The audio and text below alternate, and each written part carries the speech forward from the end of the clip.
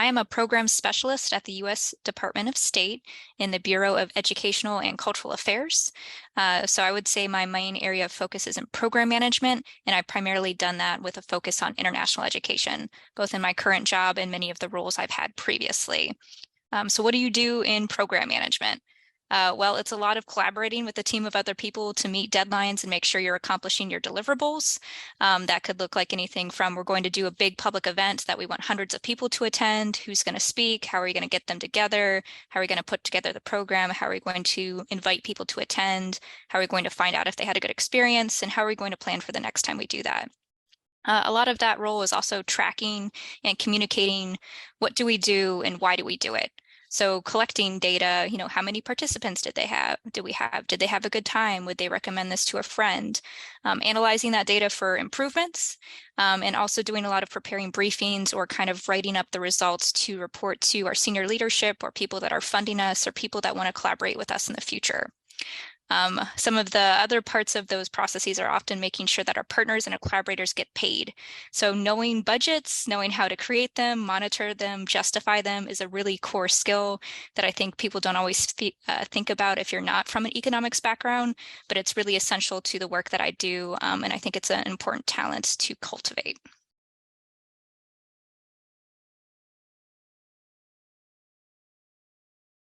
So I am an anthropologist by training. I have a PhD in cultural anthropology with an area studies concentration, focusing particularly on Mongolia. And so as an anthropologist, I like to consider myself somebody that has people-centered values, but a systems thinking approach. So when I finished my graduate degrees, I realized I really wanted to continue working on kind of big picture issues, but working on them as part of a team. I've also been kind of a lifelong learner. I really love learning new things, having new experiences, finding new ways to connect with people. And so international education, but also working for the State Department really allows you to be that kind of lifelong learner. It also allows you to be very much internationally engaged. I get to learn new things every single day on my job, which is fantastic. And it's something that I feel passionate about, learning more about this world that we're all part of.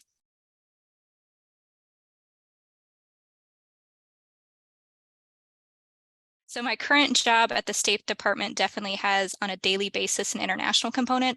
I get to speak with, read content, kind of prepare data that involves usually multiple countries across the course of the day. Throughout my career, I would say that I've also had jobs where it was sometimes more on a monthly basis. So I think throughout your career, if you want to have an international focus, it kind of waxes and wanes depending on the role that you have. But I think if you have that international interest, it's definitely something that you can really make a hallmark of your work. And it's definitely also very much considered a 21st century skill. It does make you competitive. It is kind of a resume booster to explain, how you've been able to do international things in a variety of different roles. So for example, my previous job before this, I was a proposal development specialist in higher education at a school of education. And so not all of the grants or projects that I was working on had an international focus, but for those that I did, I was really able to help faculty, students, and also senior leadership kind of understand why we needed those international aspects of the research or why that international recruitment was really important for the success of the school. So it's kind of helpful to know that that might not always be a daily component, but the ways that you can still contribute to that aspect of the role that you're doing.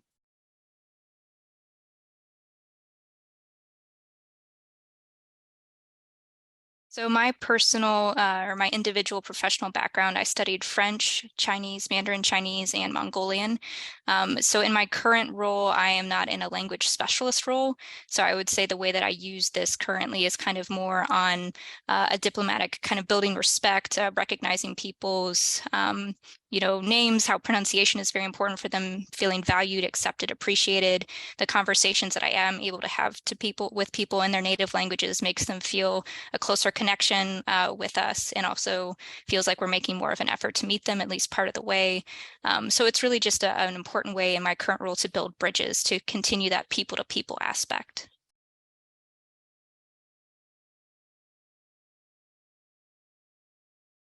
So two skills that I think are primarily things that I tried to build as an undergraduate that served me really well in my current role is having a learning-centered mindset.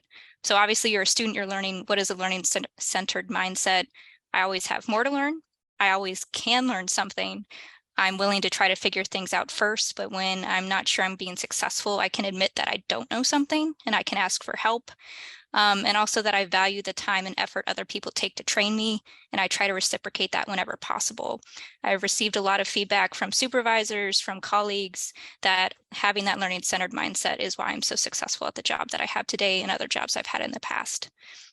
The other aspect that I think is a really good skill that you can build as a student and that was helpful for me as a student is how am I good working as part of a team and how do I work well on my own?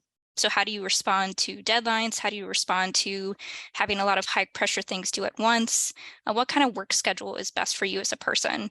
Like I said, I have several graduate degrees, but I didn't want to be a career academic. I wanted to have a job where, at 5 p.m. I could say, okay, I'm going to focus on my family. I'm going to focus on my personal interest. I don't feel like I always have to check my email. And so it's really important for you to take this time as an undergraduate to kind of figure that out for yourself. What makes you thrive? What makes you feel like you can't handle things? And to use that time to do it now.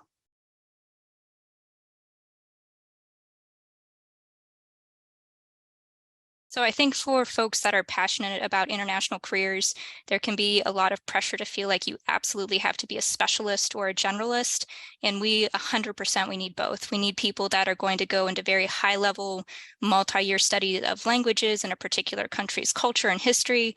And we also need people that are able to kind of see regional patterns or as well as global patterns that can do some language studies, but are also willing to kind of switch from language to language.